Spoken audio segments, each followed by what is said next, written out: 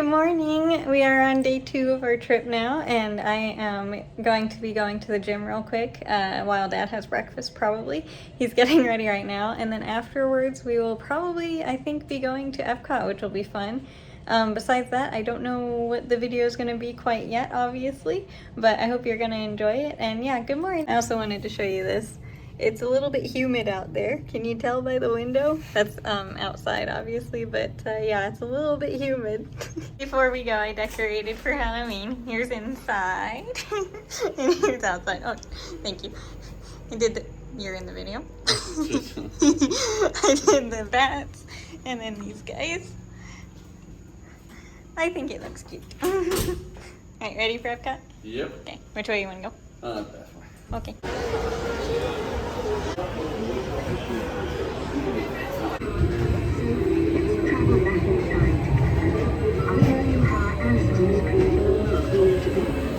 At this point, each civilization has its own form of writing, which none of the others can understand. Remember how easy it was to learn your ABCs? Check the push.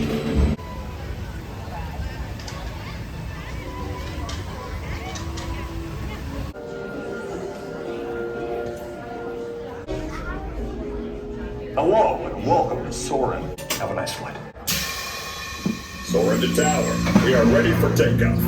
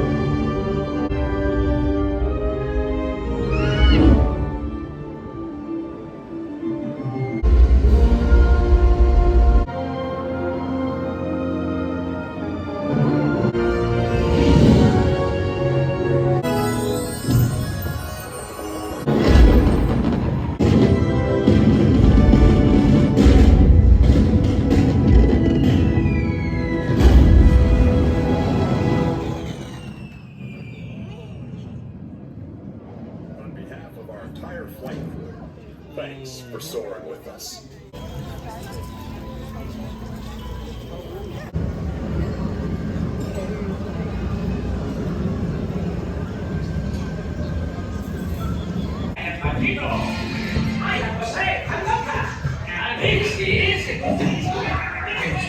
I don't know. We must find it. The concert is tonight.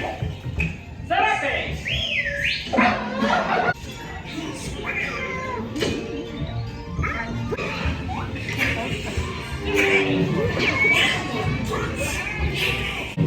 Donald!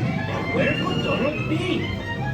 Gracias! We're happy amigos, no matter where he goes. We're always together.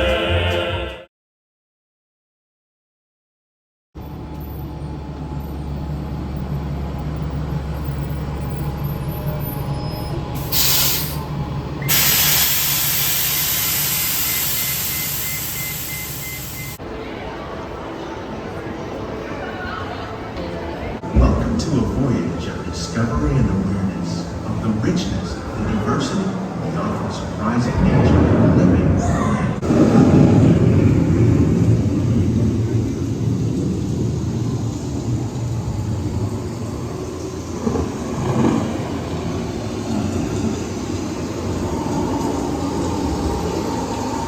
This arid landscape may seem lifeless, it is very much alive. The plants and animals that have learned to survive in these harsh conditions make use of what little water they can find and avoid the scorching rays of the relentless sun.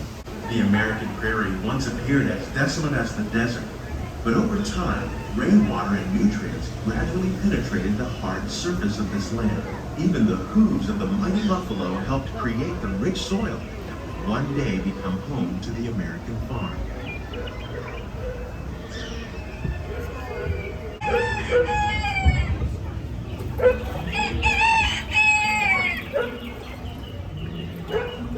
Welcome to our living laboratory, where scientists from Epcot and the U.S. Department of Agriculture are exploring innovative ways to produce bountiful harvests now and into the future. Tropics are home to the greatest diversity of plants on the planet. Many of these, like papaya, bananas, cacao, coffee, and rice, are well known around the world. These are just a few of the edible plants that have been an important source of nutrition for people living in the tropics. Many are rich in vitamins and minerals, while others are well adapted to growing in less than ideal conditions. Some, like the water lily, thrive in wet, swampy areas and waterways. All parts of this plant, even the flower petals, are edible. The starchy root of the plant. For your safety, please remain seated, keeping all hands, arms, feet, and legs inside the boat. Thank you. One day, many of these lesser-known tropical plants may be as important as the bananas growing on both sides of the boat. More than 28 million tons of bananas are eaten annually, making it the most popular fruit in the world.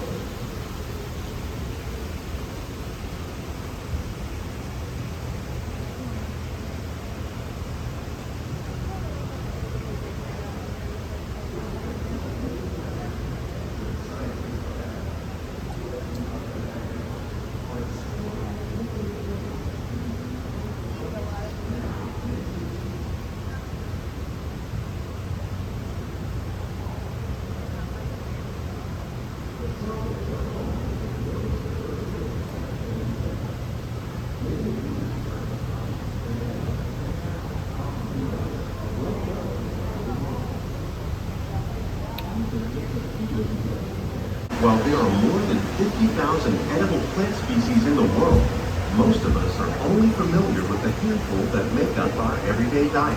The common grains growing here, wheat, maize, sorghum, and millet, plus rice, account for nearly 2/3 of our global food consumption. Learning how to increase yields of these staples is an important goal of research around the world.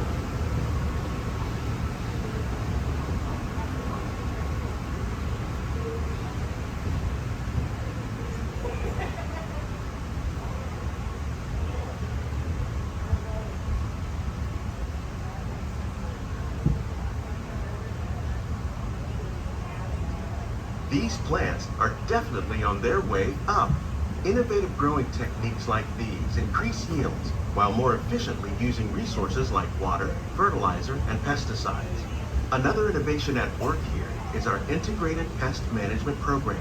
By populating our greenhouses with beneficial insects that prey on harmful pests like aphids and flies, we are significantly reducing our reliance on conventional pesticides.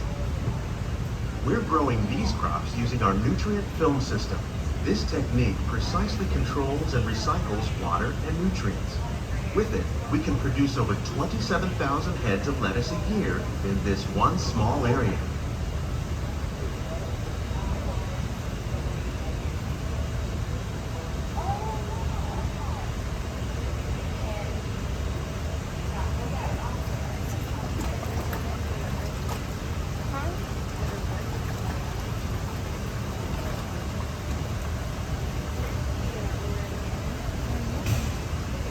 For your safety, please remain seated, keeping all hands, arms, feet, and legs inside the boat at all times. Thank you.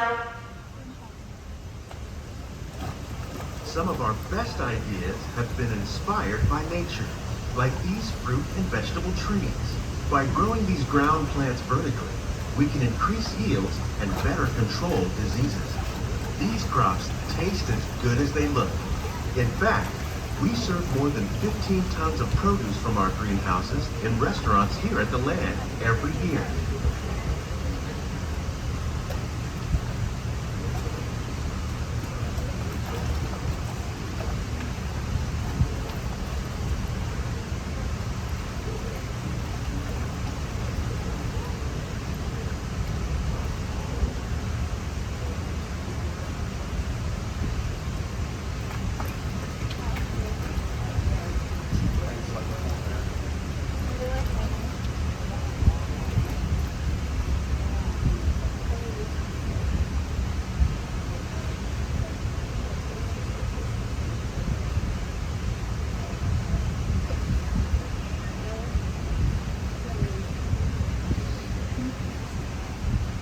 future of agriculture may include innovative ideas like this vertical growing system.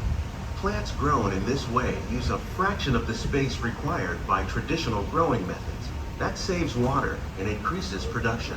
The aquaponics system on your left combines hydroponics with aquaculture. The fish provide a natural source of fertilizer for the plants, and the plants help keep the water clean for the fish. It's another great way to produce more while using less. In our lab, Epcot scientists are working with the U.S. Department of Agriculture on a number of innovative projects. The goal of these efforts is to produce higher yielding and better quality plants.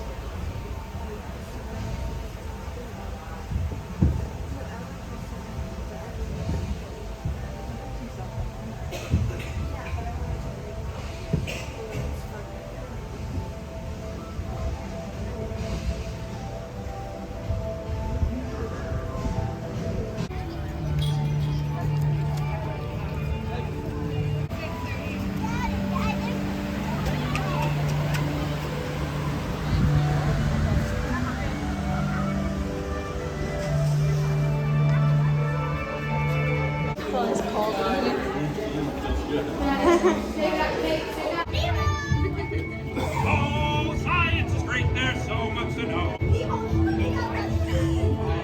I am looking for my son! I can help.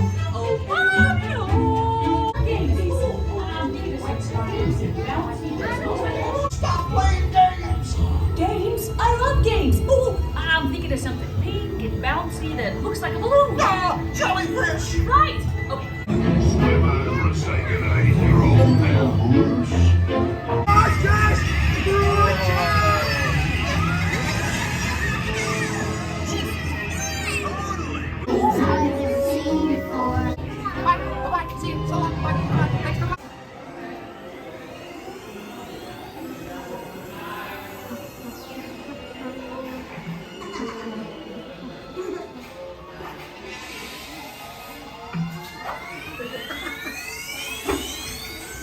Drive-through open house.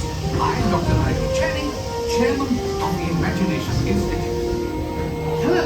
On your tour, you'll see how the 5 human senses can help capture your imagination. Oh, can I go too? Absolutely not. I want you out of my sight. Outside? Okay. Come on, everybody. Here we go. Figment, you are not to interfere with the tour. This is odd. Hello? Hello. Who is this? It's Figment. Figment? I thought I told you not to interfere. But you got it wrong, Doc. It's not about listening with your ears. It's about listening with your imagination. Now I've completely lost my train of thought. No, you haven't. It's over here. All aboard. Woo-hoo! I say imagination must be captured and controlled. Nuh-uh. Imagination works best when it's set free. You see, Doc, I knew you'd get it. Because you got a wonderful imagination. I do? Oh, yes. Thank you, Figment. So, as you can plainly see, imagination works the best when it's set free. You said it, Doc. Imagination is a blast. Imagination. Did you know it lit up?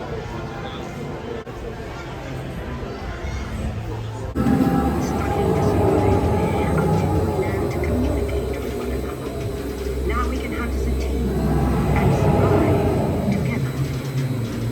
It takes 15,000 years to come up with the next bright idea. Recording our knowledge on cave walls. There's only one small problem. When he moved, the recorded knowledge stayed behind. This unknown Egyptian pounding reeds around is inventing papyrus, a sort of paper. But the Phoenicians, who trade with all of them, have a solution. They create a simple common alphabet, adaptable to most languages.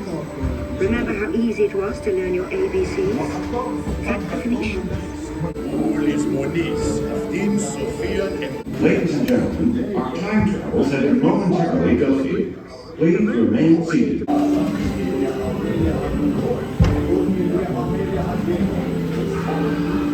But then we hit a roadblock. Rome falls, and the great library of Alexandria in Egypt is burned. Much of our learning is destroyed, lost forever. Or so. It turns out there are copies of some of these books in the libraries of the Middle East, being watched over by Arab and Jewish scholars. The first backup system. In 1450, Gutenberg invents the movable type printing press. Now knowledge can travel as fast as these new books, and travel they do. And soon, all over the world are sharing life's most important news. By now, we're all communicating from anywhere on Earth, and in 1969, from somewhere else.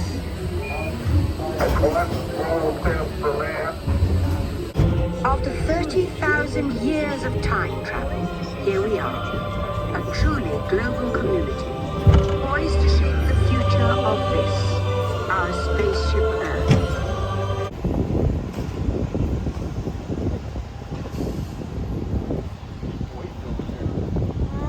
Yeah, everyone's going back. It's time.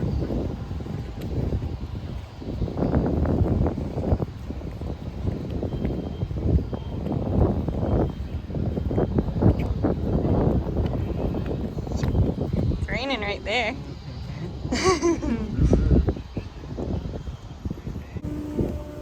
Alright, let's get my shoes off. These things, it's time.